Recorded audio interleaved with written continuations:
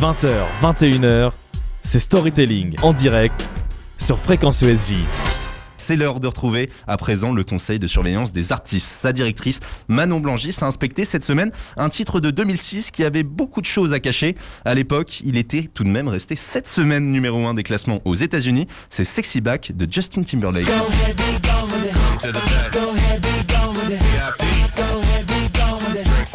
Je l'aime.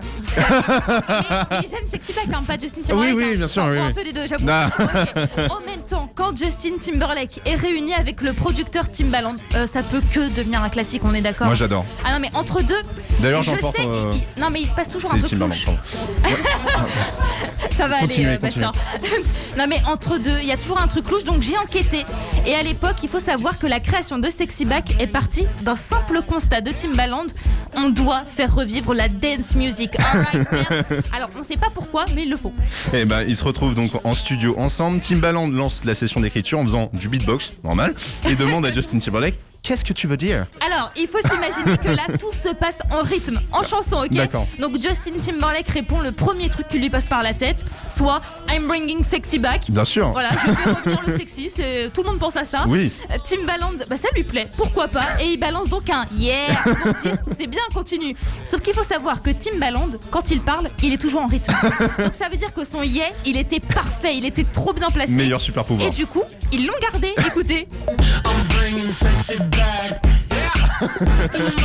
Et oui, voilà l'histoire de ce petit yeah. Et toute la suite de Sexy Back a été écrite dans la même façon, en beatbox. Et il faut savoir que Justin Timberlake n'écrit jamais ses paroles. Ah oui. Voilà, il a une grande théorie comme quoi si il s'en rappelle pas une heure après ou le lendemain, ça veut dire que c'était nul. Oui. C'est aussi simple que ça. Donc quelques paroles ont pu changer, mais le principal était là. Oui, ou alors que c'est plus facile de payer des auteurs. Mais bref, des paroles qui ne sont tout de même pas sorties nulle part. Justin Timberlake a été largement influencé par Rebelle Rebelle de David Bowie. Écoutez.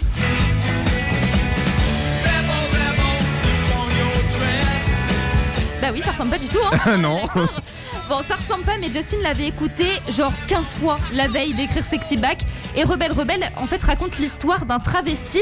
Et donc, Justin Timberlake, en studio, s'est dit: ok, quelle est la chose la plus audacieuse, comme dans Rebelle Rebelle, qu'on puisse dire?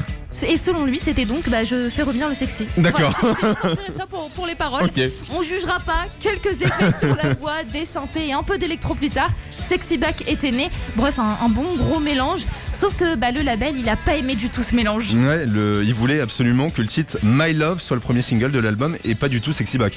En vrai, ils en voulaient même pas tout court, ni comme single, ni comme rien du tout. Parce que c'était trop rapide, ça lui ressemblait pas et il n'y avait pas sa signature en falsetto. Oh. Donc sa voix aiguë, tout simplement. Ah, d'accord. Bref, rien n'allait. Justin, J'ai appris il un a nouveau juste mot. dit.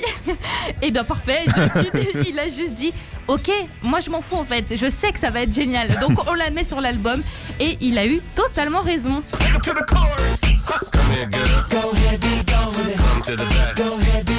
Il a eu totalement raison, effectivement. Et Justin Timberlake a espéré que les gens écoutent Sexy Back en sentant être un sex symbole. Personnellement, c'est exactement ce que je ressens. Oui, ouais, vous je aussi, sais. Manon Blangis, j'en suis sûr. Merci Manon. 20h, 21h, c'est Storytelling en direct sur Fréquence ESJ.